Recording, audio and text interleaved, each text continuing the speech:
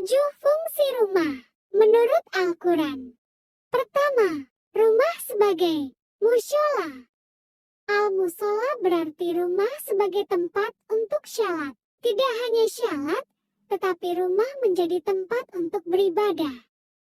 Ibadah tidak hanya meliputi rutinitas kewajiban seorang muslim saja, tetapi menyangkut semua aktivitas kehidupan berdasarkan nilai-nilai Islam.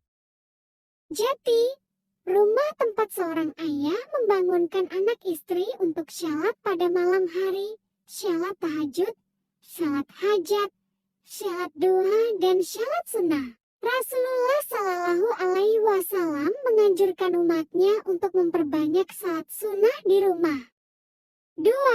Rumah sebagai madrasah.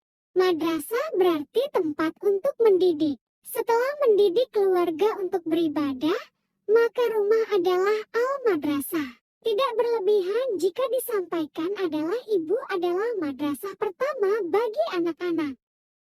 Kalau ibu adalah madrasah pertama, maka tempatnya adalah di rumah.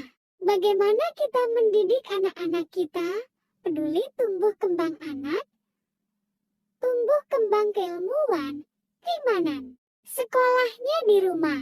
Orang tua yang berhasil mendidik anak di rumah, maka dia akan mendapatkan pahala jariah yang terus mengalir. Pahala jariah menjadi syafaat di hari kiamat, bisa membuat kuburan orang tua menjadi terang dan mendapatkan nikmat dari Allah Ta'ala. 3. Rumah sebagai al-junah. Al-junah berarti benteng. Ayah hadir membangun benteng keluarga dengan ketauhidan dan keimanan. Sosok ayah harus meneladani Nabi Ibrahim dalam membangun benteng tauhid. Hal itu bisa dilihat saat Ibrahim mendapat perintah menyembelih Ismail. Jawaban Ismail mencerminkan sebuah pendidikan yang sangat luar biasa. Dia sama sekali tidak menolak perintah Allah. Ismail mengatakan, "Wahai ayahku, kerjakan saja apa yang diperintahkan oleh Tuhanmu. Engkau akan mendapati aku sebagai orang yang sabar." Maka itu, rumah harus menjadi benteng tauhid, iman, Islam, dan akhlak bagi keluarga. Benteng keluarga ini bisa terbangun jika sudah melalui rumah sebagai musala dan madrasah. 4.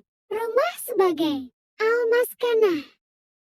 Al-maskanah diambil dari kata sakinah artinya ketenangan. Mawadah warahmah itu adalah ketenangan.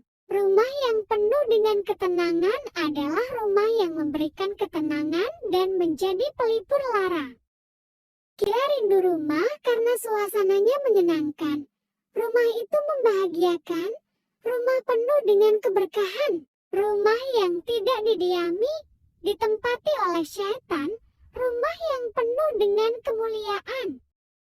5. Rumah sebagai al-maulud. Rumah sebagai al-maulud adalah tempat pasangan suami istri mempunyai keturunan atau memperbanyak keturunan. Tidak hanya memperbanyak keturunan, tapi juga harus bertanggung jawab terhadap keturunan. Tidak hanya memberikan nafkah, tapi juga memastikan sampai jannah. Bayangkan kalau anak kita, Allah izinkan penghafal Al-Quran, atau jati ulama, atau jati orang sukses tapi syaleh, mau jati dokter, TNI, tapi yang syalah. Anak itu bangun masjid atau pondok pesantren. Orang tua pasti bahagia dan itu menjadi amal jariah. 6. Rumah sebagai al-markas. Markas berarti rumah dalam mempersiapkan keturunan atau generasi penerus dakwah. Rumah merupakan tempat orang tua mendidik anak-anak untuk menjadi atau pendakwah di jalan Allah. Apapun profesinya tetap Quran sebagai tujuan utamanya. Maka markasnya di rumah. Rumah adalah markas untuk mempersiapkan generasi yang berdakwah di jalan Allah. 7. Rumah sebagai al-marham. Al-Marham adalah tempat silaturahim dan pertemuan. Rumah adalah pertemuan untuk menceritakan hal-hal baik. Maka itu, rumah harus dijadikan tempat silaturahmi bagi keluarga besar.